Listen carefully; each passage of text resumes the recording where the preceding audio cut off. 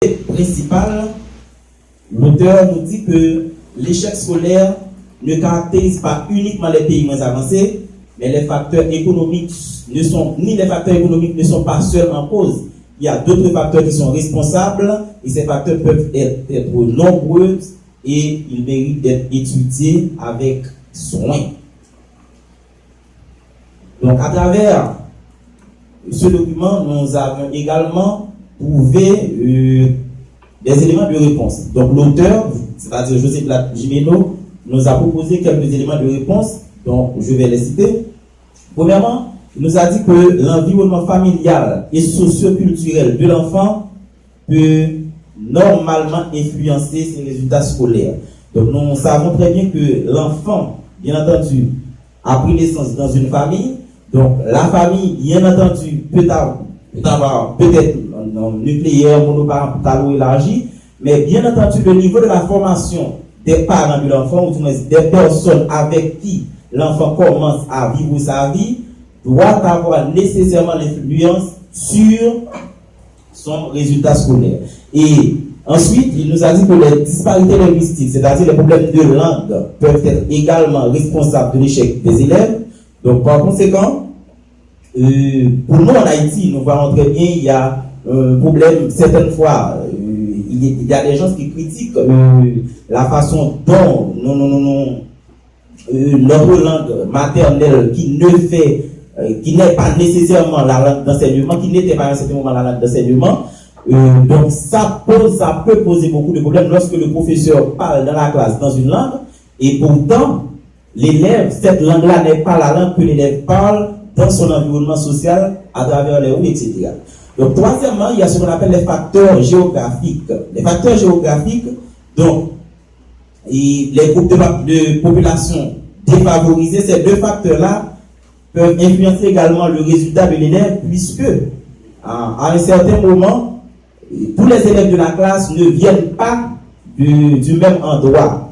Donc, prenons par exemple, nous qui sommes à Miragouane, dans la ville, bien sûr, il y a des écoles à Miragouane, par exemple, il y a lycée Jacques Prévert, il y a des élèves qui viennent de Zerplé, il y en a qui viennent de Charlot, il y en a qui viennent de Payan, il y en a également qui viennent de la ville de Miragouane. Donc, la possibilité pour quelqu'un qui vit à Miragouane de réussir n'est pas nécessairement la même possibilité pour celui qui vient de Payan, pour celui qui vient de Zerplé, ou du moins pour celui qui vient de Charlot. Donc, en quelque sorte, ça peut influencer le résultat de l'élève. Troisièmement, il y a ce qu'on appelle, alors ensuite, il y a ce qu'on appelle les différences d'ordre socio-économique. Et bien sûr,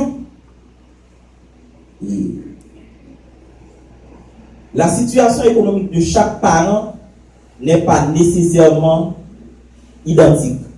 Donc, par conséquent, imaginez-vous quelqu'un qui est au collège, un élève qui est au collège, et ses parents n'ont pas nécessairement les moyens pour payer les frais de scolarité. Et il y en a un que ses parents détiennent les moyens nécessaires pour payer sa scolarité. Donc, il va y avoir un renvoi en salle de classe. Donc, par conséquent, lorsqu'il y a un renvoi, la direction peut renvoyer les élèves à un certain moment de la durée. Donc, l'élève dont ces moyens ne répond pas va avoir nécessairement la plus faible possibilité de réussir puisqu'il ne suivra pas tous les cours convenablement. Et c'est pourquoi que Pierre Bourdieu disait, Bourdieu et Passeron, souligne qu'il existe une corrélation entre le résultat de l'élève et les moyens économiques du moins des parents. Troisièmement, il y a ce qu'on appelle, ensuite, il y a ce qu'on appelle les limites du financement par le pays. Il y a l'intelligence, il y a l'aptitude de l'enfant qui peuvent également influencer son résultat. Limites du financement. Il y a des pays,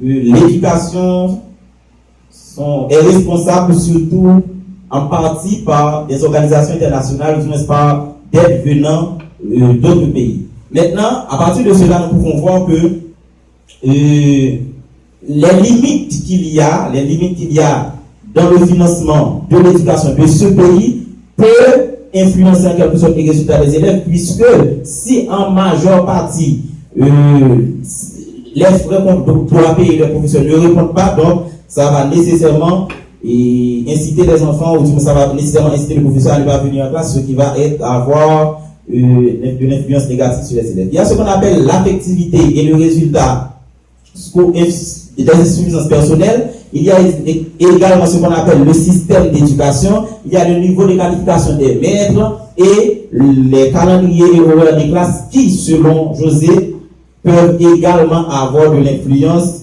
sur le résultat de l'élève.